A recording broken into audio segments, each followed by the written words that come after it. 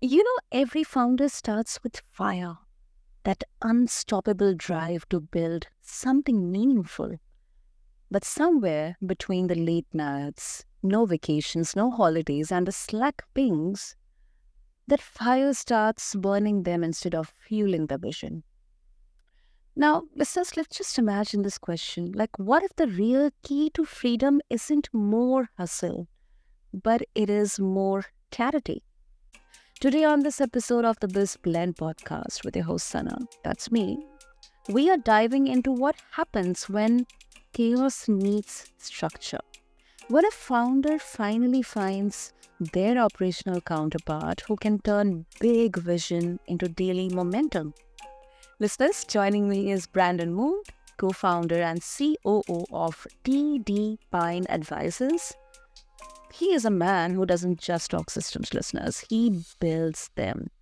Now, Brandon helps founders trade burnout for clarity, structure for scale, and chaos for sanity.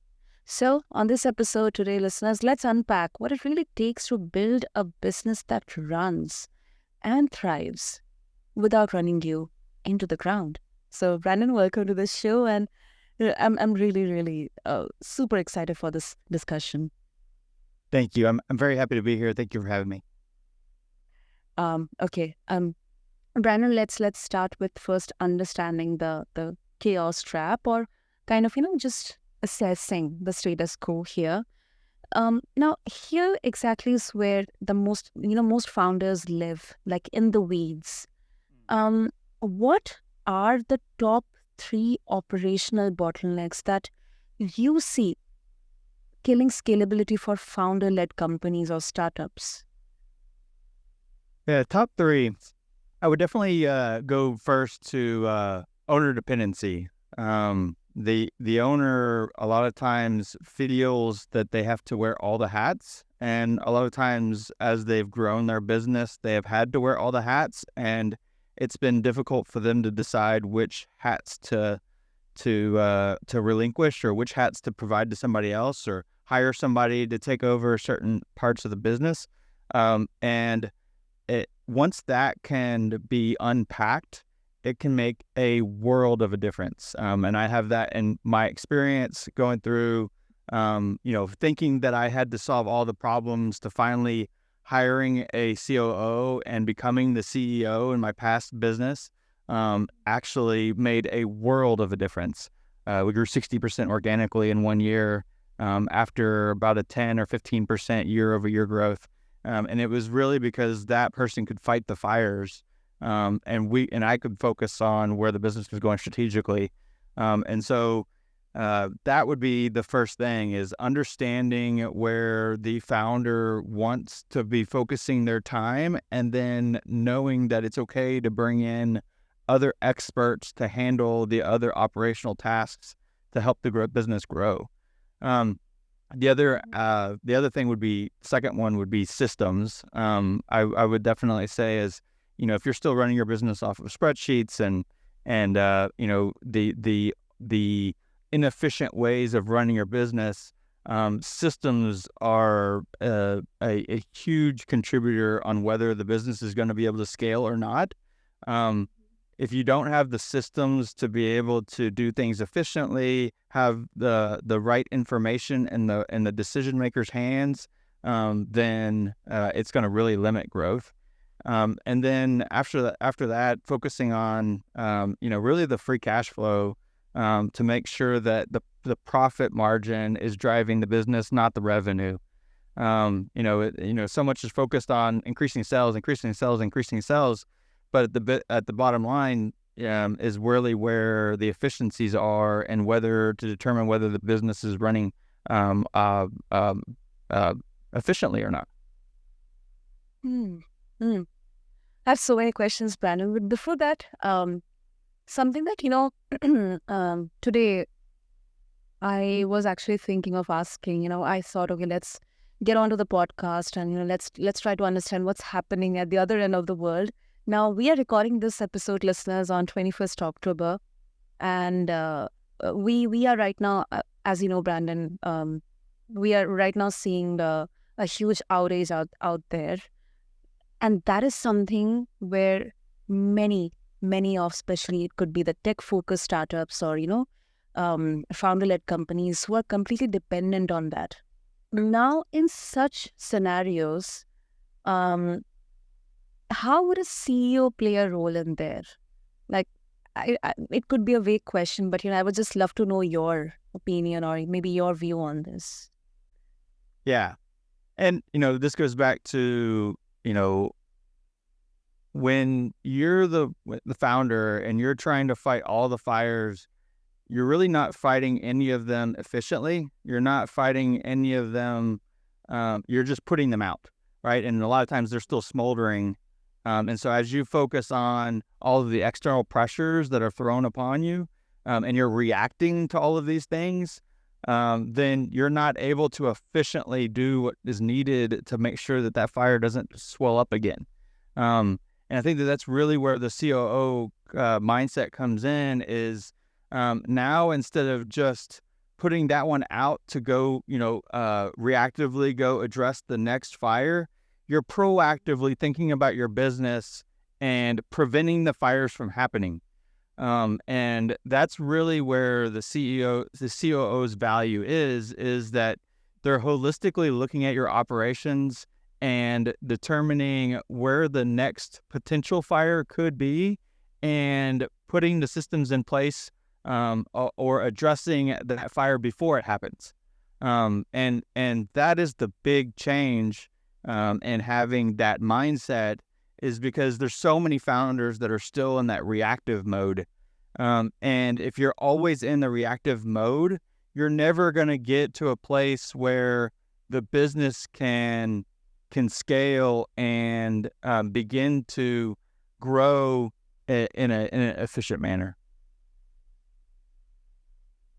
Understood. That really makes sense, Brandon. I think it's a very, very crucial point. And another question which, I think listeners, they can, take away is like, at what point should a founder hire their first real operator? And how do they know they're actually ready to trust that person with their vision? Like, if we can give example from your own journey. Yeah, I'll give you a story of kind of how I got into this. So my background's engineering. I went back for my MBA. I was in the corporate life for 10 years. And then, my grandfather had started a sensor manufacturer. So they did temperature sensors. They started in the 80s. And he'd often confided in me that, he was the business. All the customers would call him. All the employees would go to him with all the questions. He was, he'd been doing it for 30 years. And so putting out the fires was easy. But the business couldn't transcend him. It was very dependent on him. He was the decision maker, all of that good stuff. And so in 2014, I said, okay, well, I will, leave the corporate life and I'll help you retire. And so I bring in the experience of working in the chemical plant. I worked in chemical plants. I was a oil and gas consultant for a few years. And so saw, how to look at the corporate structure as well as, how to fight fires. Because in reality, when I was in the chemical plants, that's really what we did. Whenever equipment failed, you had to find the quickest way of getting the equipment back up and running. And so ultimately, I helped my grandfather retire. So it took about 3 or 4 years. He got the confidence that, as we were fighting the external pressures of there was an oil and gas downturn. We figured out that we needed to diversify. So we got into food and beverage, medical, power generation, a bunch of other industries that allowed us to weather a lot of those storms a lot easier. And at the end of the day, what just happened though was that the hat just changed from him to me. So now I was the person who all the employees would come to when there was questions. All the customers would come to me when there's any kind of product development or any problems with orders, all of those things, right? And so I'm trying to manage all of this as well as grow the business, and working 80-hour work weeks, pulling my hair out, trying to figure out why can't I grow anything faster. It was, and at that time, I'm in my, late 20s, early 30s. I just thought that was what was expected of being in that seat. In reality, you have to realize what you're really good at and seek out people who can complement what you do. And so that's what I ended up doing was I hired a COO. He could focus on the fires. I was more strategically focused, where the business was going, that kind of stuff. And I say all this because hiring a COO was the lights and it was the defining moment of our growth. Like I said, we went from growing about 10 to 15% organically year over year to 60%. And it wasn't any external changes that happened. It was the fact that we could proactively start putting out fires. We could figure out where the issues were before they became a problem. And so that question about when do you know when to hire a COO is really comes down to the fact that you have to realize that you have limitations and your business is going to kind of plateau where your capabilities are. And if you want to make it through that glass ceiling, if you want to make it past that plateau, you have to bring on ideas that are different from how you've looked at the same problem for however many years that you've been looking at the problem. And so that becomes the real true test. And frankly, our family business, the only reason why I was able to wear the COO hat for the period that I did, and then ended up hiring my replacement, was because I was family. And to your point, how can you trust them? The real question is you have to find somebody that you can relate with and that understands where you're trying to go. But it doesn't. You eventually have to find somebody you can trust. And unfortunately, you're probably going to go through people that you can't trust to get there. But if you go through the bad experience, it doesn't mean you have to stop. You have to figure out how to ask the right interview questions, how to make sure that person's a good cultural fit, how that person is going to create the culture that you're wanting, because the COO is going to have a huge impact on the culture. And so you have to understand where, when they start taking the reins, are they going to take the reins in the direction that you want them to? And so that is, my family wouldn't have allowed it to happen if it wasn't the fact that I was family. And so, just because they had been burned in the past. And so they kind of went through that problem where we tried, and so we decided that we're not going to try again. Well, that's going to limit your business. And frankly, that's just going to create that plateau. Because if you don't bring in outside ideas, you just won't have that growth that every business is looking for. That's very, very well put, Brandon. Especially, one point that you mentioned is how CEO is so instrumental in shaping that culture of a startup or a company. I think that is something, especially in business, or kind of it's overlooked or maybe sometimes not realized completely. But I personally 100% agree with that, 100%. So thank you for bringing that up. Yeah. And now shifting to something very interesting. The freedom metric. You talk a lot about founder freedom. We got a bit of glimpse of that in the beginning of the conversation. So what does that actually look like when it's working, Brandon? Like, how does a founder know that they have achieved that freedom? They're able to take a vacation. There's so many business owners. It's almost like they wear the badge, right? That they're in the daily grind, and that's where they find their joy. But it has a shelf life, and 100% of business owners are going to exit their business someday. It's a fact. And a lot of times we feel like we have a successful business, but in reality, we have a job. Because a lot of times the founder is the one who's doing all of the things.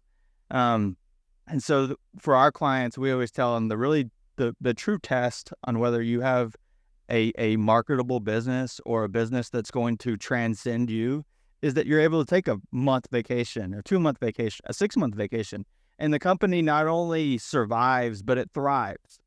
And some business owners and some founders are in that mindset that that they don't want to be replaced. Right? Is that they see themselves with the value that they provide in that the business needs them. In reality, the real value that a founder brings is to be able to create the infrastructure and to be able to set this business off on a journey so that it can actually transcend them. It can continue after them. Because like I said, 100% of business owners are going to exit the business someday. And it's whether they sell it, whether that it is gifted to some kids, if they're successors, there's so many different ways, but in reality, that's what's going to happen. And the only way for the business to continue to thrive, which is really, I believe, what we all want, right? We want a legacy. We all want we say that we want a successful business, but in reality, success is a snapshot in time. The business is successful now, but it's not a significant business. It's only when a business owner changes their mindset and how will this business continue to thrive without me, that they can create a significant business that's going to transcend them. And so the true test becomes, can you take a vacation? Can you walk away from the business and the right people are making the right decisions? The buyers are buying the right products. The sellers are they're out there getting deals. Can all of these things happen without you orchestrating it all? Exactly. I couldn't agree more with that. And Brandon, with this, one quick question comes to my mind. Now we are talking about personal branding. Like many big brands, companies, they are like synonymous with a single person. Apple, Steve Jobs, Amazon, Jeff Bezos. And in such cases, sometimes I've really observed this, that consumers, people, investors, or anyone, any stakeholder, external, internal, they associate that brand, company, or startup with the founder or the person, Right. is popular.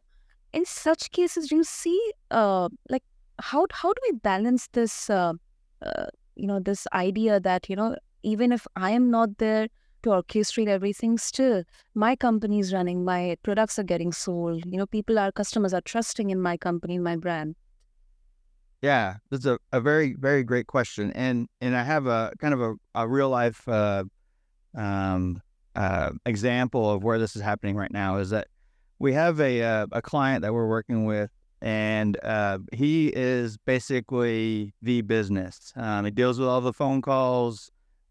He is a great connector with the customer side, as well as his resource allocation and how he's getting the right people to the right jobs and all that good stuff. And so part of it was he didn't want to let either one of those go, because that's how he communicates with both his customer side as well as his supply side, right? And so in reality, that's not the value that you're bringing. The value that you're bringing is that human connection.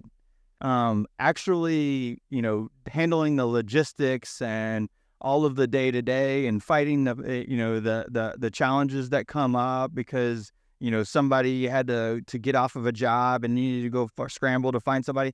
That's not the meaningful conversations that you should be having with your customer side or your supply side.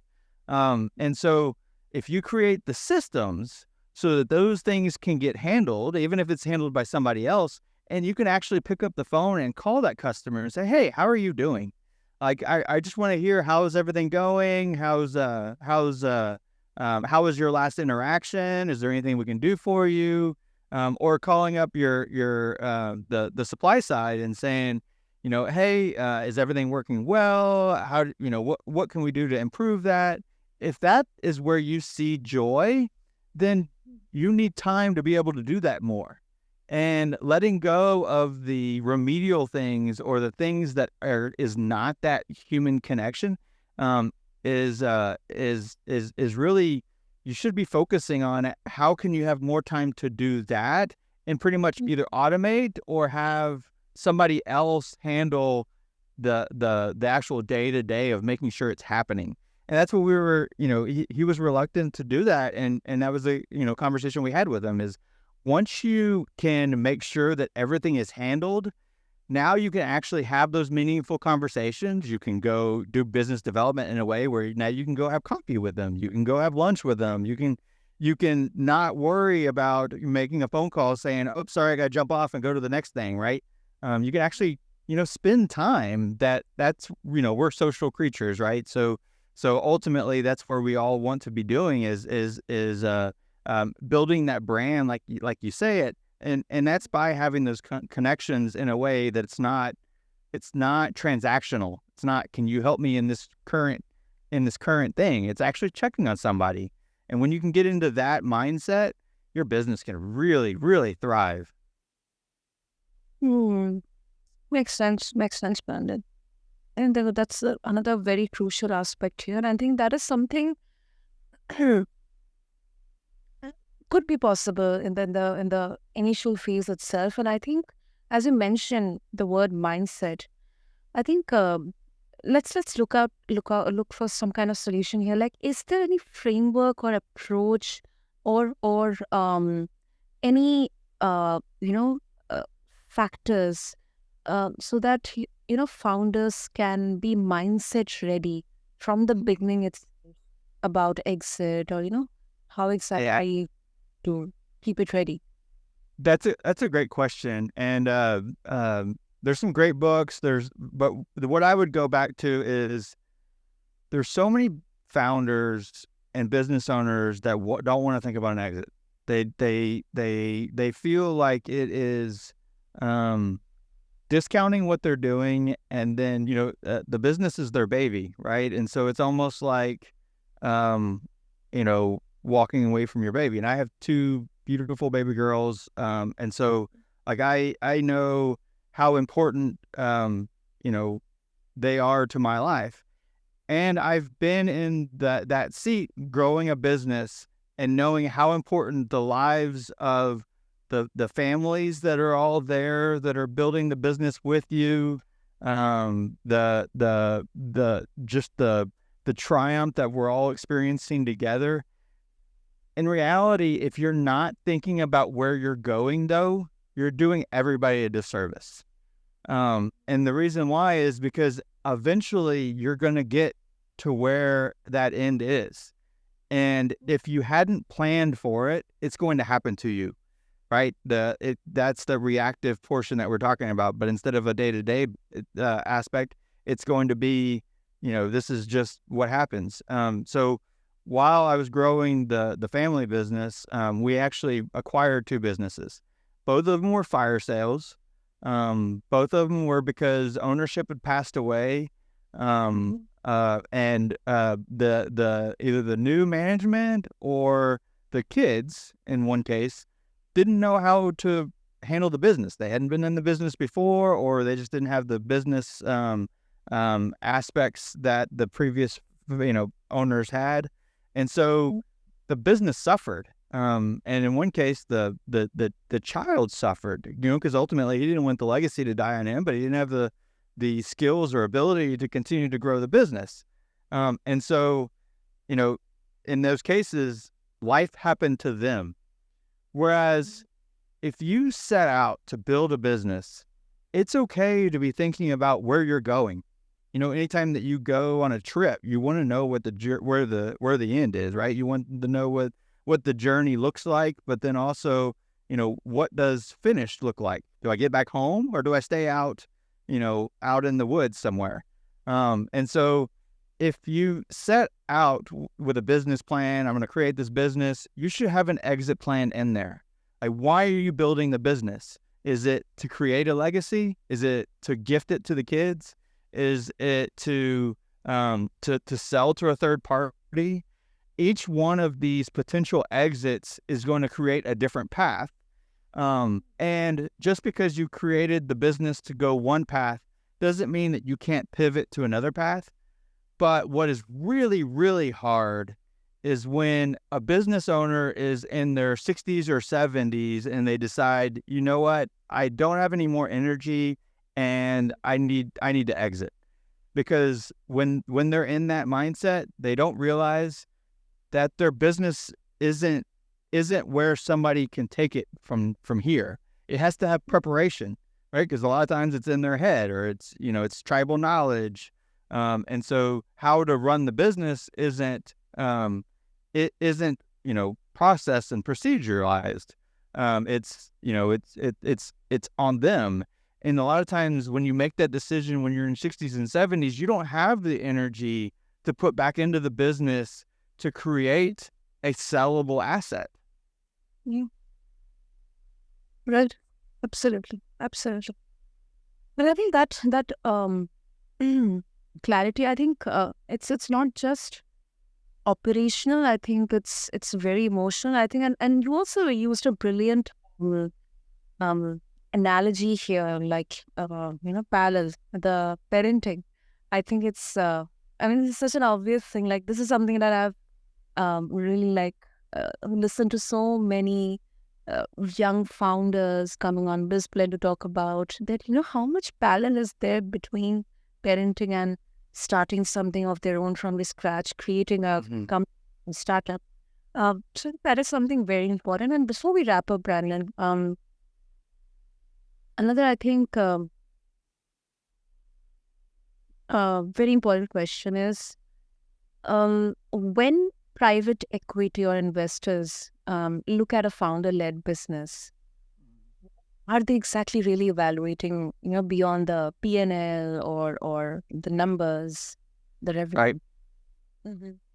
Yeah. So and it's funny, we were working with a client, and we usually start with evaluation. My business partner is a CFA, and so he handles the finance side, where he actually worked in private equity for 4 years. He was in investment banking for 10 plus years before that, and so he brings that side of the business focus to our partnership. And you heard a little bit about my operations background, and so what was interesting is when we started working with the client, we said, the engagement started with doing a evaluation, and we said, hey, we need a copy of the operating agreement. There's the due diligence list, right? So we do the pre-due diligence, try to gather all the information, because that's what private equities is going to be asking for, or whoever the buyer is going to be asking for, is they want to de-risk their investment. That's what every decision that they make is about, de-risking the investment and maximizing the return, right? And so when we got a copy of the operating agreement, we clearly saw there was an issue. And the question was, why are you asking for the operating agreement? Don't you just need to do a discounted cash flow model, or is that maybe you do some market analysis? In reality, private equity, any sophisticated buyer is going to be looking at, how dependent of the business is on the owner. And the owner just walks away, what is that going to do to the customer base, the employee base, all of those things, right? There's a reason why there's 215 documents that that investment banker or private equity is going to ask for whenever you start going through the sell process. Because they want to know every aspect of that business and where the risk is. Is there an environmental risk? If do you have CNC machines where you've been dumping the chemicals down the drain, and now the city's going to be asking for fines a year after I buy the business? There's so many things that can happen after the transaction, and so all of those questions are to make sure that there's no skeletons in the closet. And so and rightly so, right? Everybody puts a bad rap on private equity, but look, they have to make returns. There's no reason why they should put their money in a business that isn't going to get the returns that their investors are looking for, or that is going to create risks down the road. And so that I would say that it is much, much more than just the P&Ls and balance sheet and all the financials. It's what is the story? Like, not only where's the business going, what does the projections look like, but what risks can come up after this transaction, and how do we make sure that all those risks are mitigated, or as many of them as possible? That's fascinating, Brandon. I think that is really, really fascinating, and it certainly kind of removes that misconception or that assumption around private equity investors. So before we wrap up, of course, if listeners, especially all the founders or the business owners who are listening to this, if they would like to connect with you, Brandon, what would be the easiest way? Easiest way, I love LinkedIn, definitely all over LinkedIn. Brandon Moon is how you can find me on LinkedIn, but also on our website, tdpineadvisors.com. We have a few assessments that business owners should really think about taking. And one of the reasons why it adds so much value is because it's asking difficult questions that a lot of times the founder or business owner hasn't been asking themselves yet. And those assessments could go a long way and to start putting that mindset into check that, where is this going, right? Where am I going to be 10 years from now, 20 years from now? Who's going to continue this legacy? It's amazing whenever you meet business owners that would rather just shut their doors than to, prepare. And so the assessments are a great way to ask some pretty poignant questions and just see where your mindset is. Yeah, of course, and I think listeners, there are certainly many important lessons, many important takeaways that we can take. I think maybe the real measure of success isn't how much you grow, but how well your business can grow without you. I think Brand rightfully reminded us that freedom and value are two sides of the same coin. Like a founder's vision, it sets the destination, but it is the COO who builds the vehicle, aligning people, building culture, processes, profit, so the business becomes truly transferable. So, to every founder listening, clarity isn't just about knowing your next move. It is about designing a business that keeps moving, even when you finally take a breath. And Brandon, thank you so much. This was such a much needed conversation. Thank you. Thank you. Thank you for having me. So, listeners, this is BizBlend, and I'm your host, Sana. Until next time, keep blending purpose with performance. And remember, clarity always compounds. Thank you.